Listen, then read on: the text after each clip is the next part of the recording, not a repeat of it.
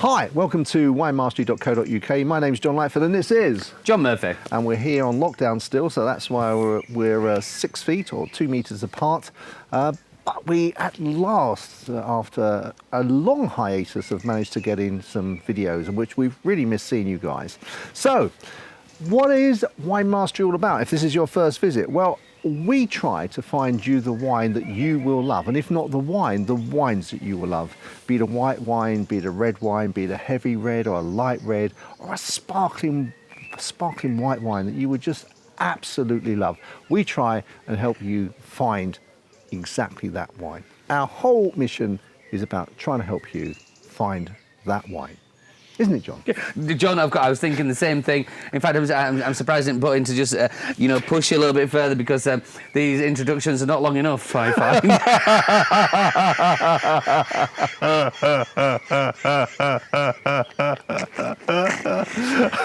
Okay. So in this episode, we're looking at a Portuguese wine.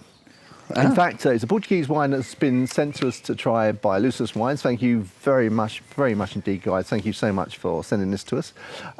We in a recent episode, we also tried one of the wine that was really tip top, wasn't it? It was like, it was spot on. Now, this particular wine, which is Quinta da Casaboa. I probably said that wrong. I've actually visited, and I'll do a link at the end of the video to the video where I actually interview the lovely lady, Joanna, who owns this vineyard and produces this wine. And the passion that goes into this wine is evident when you talk to her. Okay. So Lucis Wines represent them, and you're available. I'll put the link, so available in the UK through Lucis Wines. So they've sent us one to try, and we're exactly what we're going to do. Are we going to try it? We are going to try it. Well, we're going to look at the colour first before we try it. Okay. That's very dark, actually, isn't it? It is very dark. It's not as dark as the one we had, the last one we had from Lucis, which was almost black, wasn't it? But this is, what would you say, black currency? Yeah, it's got that purpley. I mean, it's not got the purple rim, and almost a brown hint again. You like that tawny, porty sort of. Yeah.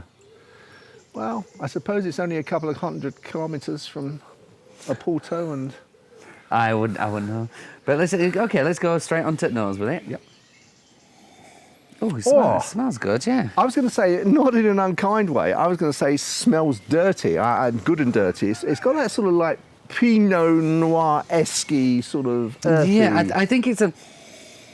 You're right. I think it is an earthiness and a plumminess and there's a richness there, definitely. Yeah, it's lovely. It's really intriguing smell. Yeah.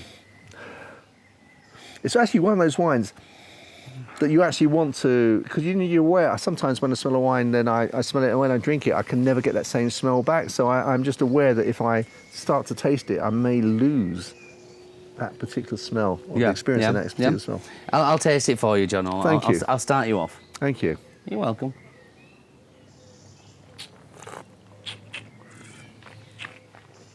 Oh. Okay. Number one is everything I thought off the nose. I got everything I wanted from there, which was that kind of earthy plumminess. That's definitely there. But then it changes. You get the initial flavour, then it becomes really quite light. That kind of... The flavour hits you, which is lovely. Then it becomes a little bit thinner. Again, not in a bad way. But then the tannins come up a little bit there and there. For me, the tannins are quite apparent in that one. Yeah. As you were saying that, I was obviously experiencing it at the same time, because I just sort of took a mouthful before you started talking. And absolutely. It's sort of got that very round, full-bodied flavour to begin with, and then that sort of dissolves and simmers down, sort of goes down the graph into a much lighter, juicier, more red curranty, not so full, fruity flavour. And then, as you say, the tannins just kick in at the end, just to give that sort of dryness to it, and the length isn't too bad. I mean, the length is, that's still, I've still got that. It's still sort of carrying on. It's definitely holding its own. Yeah.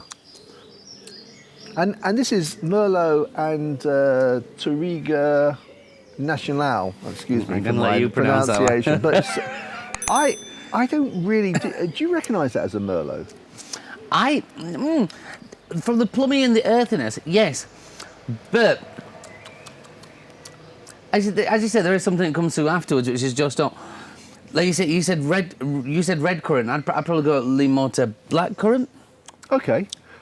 Blackcurrant to begin with, but not right at the end there. Doesn't it turn into something else for you? No? No. Okay. What are you getting, John? I get a full-bodied, but just at the end there, it turns into a lighter berry. You know, not sort of full blackberry, but turns into a redder type berry taste at the end. Okay. I mean, it's for me, upon what we tasted, from these guys last time, which was, for me, I beautiful, absolutely beautiful.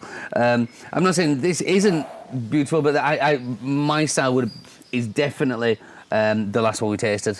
Yeah. From these guys. The Montes Seo. You remember? Well, the first two parts of the 3 words, but I'll put the link in below, and at the end you'll see the links to that video. Yeah, I know what you mean. I think this is because that was like quite unique. This, I think, obviously, we tried one of this vineyard's what's the word? Vintage, one of their vintage wines, which is to their grandfather, and that was very, very similar to the one that we tried in the last episode. Right. This is probably more. I would say a more everyday. Well, not everyday. It's been unfair to it because it has got a lot of taste, but it's not quite as full on, is it? It's not. No. Probably what I would say is that this is more of a summer red wine, and the one that last week was probably more of a winter red wine, isn't it? And a proper sit down and appreciate every little nuance of that. Yeah. Not that you shouldn't do with this one, but the first one was definitely one of those where you would really want to get into that. I mean, there's nothing, it's delicious, it's this wine, but I think I was spoiled with the last wine from these guys. Again, I think that's exactly it. I think that in terms of hitting your profile, your taste profile, the Monte Sebastio, I think it was called, Seo Sebastio. Showing off now. Wow. I can't remember that. But that just hit your taste profile, so to speak. It really sort of ticks all your boxes. For me, I had the Rioja-esque, wasn't it? And you love Rioja. And I think that other people will find that just a little bit too powerful, and this they would actually prefer because the fruits are just that much lighter and tend to dance on your tongue a little bit more than having that laden weight, which was delicious. I'm just listening to the dance on your tongue, John. It just, I could listen to this forever. So anyway, I think you have to say another great wine from Lucis. Thank you very much, guys, for sending it to us. It was absolutely delicious. Is there anything else you'd like to say, or should we close up with that? I'm out. Oh, your glass is empty. Again. That means he has nothing else to say. Sorry, John. I was just listening to you Well, okay, guys. Well, if you haven't subscribed, please subscribe. And if you like this video, please give us a thumbs up. It helps other viewers find us. Until the next time, we really look forward to seeing you again and trying to help you find the wine that you will love. Chin chin. Chin chin.